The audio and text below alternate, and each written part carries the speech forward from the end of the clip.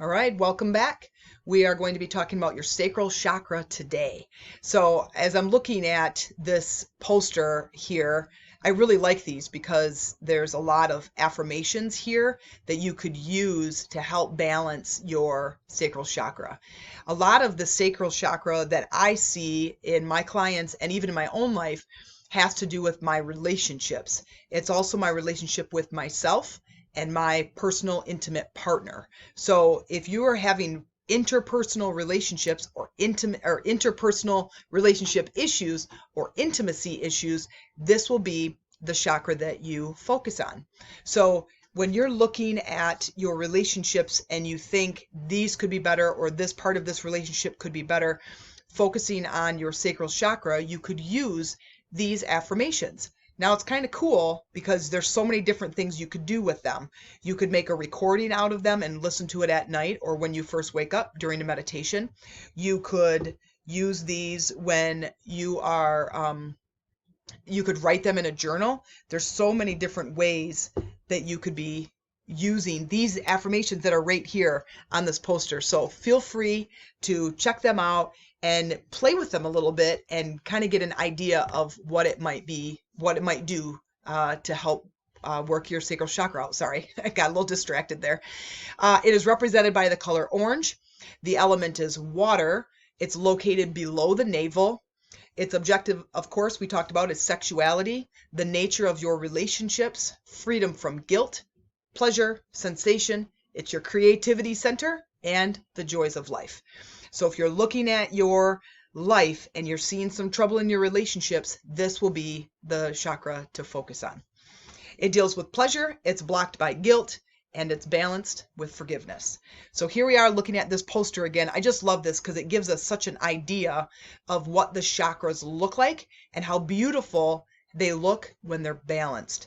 So this could be a really good visual you use in your meditation to say, hey, my sacral chakra is really small or it's really big. And you can see how it would look in this poster.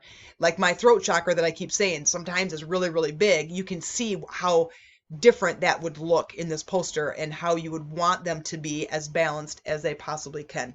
So we're talking about the second sacral chakra, which is open to the front and releases to the back. And it is represented in that color orange there. So your balanced sacral is a healthy self-esteem. You have a strong sense of purpose, your goal achievement, like you just set goals, you achieve goals. You have healthy boundaries. You have emotional intelligence. You're nurturing of others. You have a sense of self-care. When you need to take care of things that regard yourself, you do that. You're balanced and you have abundance and joy. So these are all wonderful things that are part of a balanced sacral chakra. Now, if your sacral chakra is overactive, these are going to be the sensations, whether emotional or physical, that you could be sensing. Addiction to pleasure. These could be the people who are very sexually active that just can't get enough. If that's you, you could have an overactive sacral. You could have excessive emotions where you're all over the place or your emotions are really blown out of proportion over things that seem really simple to others. You could have poor boundaries. You could be dependent on others emotionally. You could be emotionally explosive, obsessive, manipulative, or even aggressive. If these are any variation of this list here, please make sure you are focusing on your sacral chakra because, of course, any of these things would be affecting your relationships. Now, the function of the sacral chakra, these are the physical functions of the sacral chakra and what it's responsible for, what it coordinates with.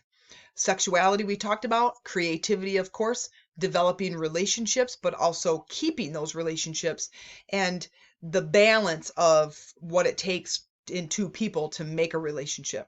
Your reproductive organs, your skin, your stomach, your liver, gallbladder, your kidneys, your upper intestines, and the middle of your spine. So if you're looking at this list and saying that you have any issues with any of these, plus there's a couple of more, I didn't list everything, but this gives a broad idea, certainly the most popular ones that you could be having problems with, that these would be the correspondence would be the sacral chakra, and you would want to clean and clear that up. And we will keep going. The underactive sacral is how it might show up is fear of sex, poor social skills, lack of passion or desire, denial of pleasure, lack of creativity, shy, timid, clingy, or resentful. So again, any variation of these, and you will have it's possible you have an underactive sacral chakra. Now, to balance them, again, this is a physical way that you could balance your sacral chakra. There are many, many, many ways to balance your chakras, from crystals to certain foods to certain colors, scents. You can get all of the five senses. You can do a lot of movement activities that help balance certain chakras. And in this course, we're not going to go into such great detail about that, but you certainly could check out. I have videos that we talk about the chakras in our Facebook group page, or our Facebook page called The Meditation Room TC, and that's for Traverse City, because that's where I'm located. So these are ways, the physical ways that you can help to balance that chakra. And this is, you can release those stuck emotions. Of course, you can do yoga. You can create something, painting, building, molding, anything that gets the creative juices flowing. You could dance. You could take a laughter class. There's a lot of those around nowadays, and they're kind of fun. I have a friend who teaches one, and she is quite funny. Deep belly breaths and drinking ice cold water, because water element for the sacral chakra will help to connect, which is why it's important to be drinking water anyways. So that's pretty much it for the sacral chakra. And again, I will be doing a sacral meditation chakra to help clean, clear, and balance.